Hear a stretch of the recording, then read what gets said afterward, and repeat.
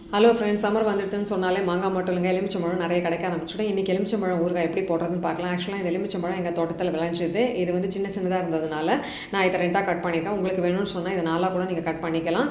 இதை வந்து ஃபஸ்ட்டு நல்லா வாஷ் பண்ணி தொடச்சிட்டு அப்புறம் ஈரம் இல்லாமல் பார்த்துக்கோங்க. நல்லா கட் பண்ணி இந்த மாதிரி தனியாக ஒரு பவுலில் வச்சுக்கோங்க. அதுக்கப்புறம் ஒரு பேனை ஹீட் பண்ணிவிட்டு அதில் 1/4 கப் அளவுக்கு நல்லெண்ணெய் ஆட் பண்ணிக்கோங்க. நல்லெண்ணெய் நல்லா சூடானதுக்கப்புறம் ஒரு டேபிள் ஸ்பூன் கடுகு ஆட் பண்ணி வெடிச்சு வந்ததுக்கப்புறம் நம்ம கட் பண்ணி வச்சு எலுமிச்சம்பழம் துண்டுகளை சேர்த்துக்கலாம். இதையும் சேர்த்து நல்லா வதக்கிக்கலாம்.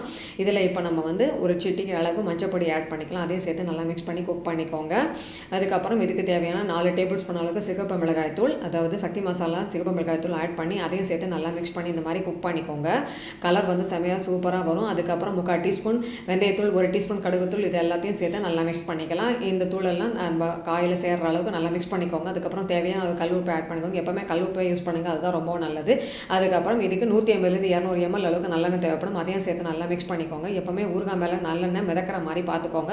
உங்களுக்கு இந்த வீடியோ பிடிச்சிருந்தா லைக் பண்ணுங்கள், என்னோட சேனலை சப்ஸ்கிரைப் பண்ணுங்கள். தேங்க்ஸ் ஃபார் வாட்சிங்.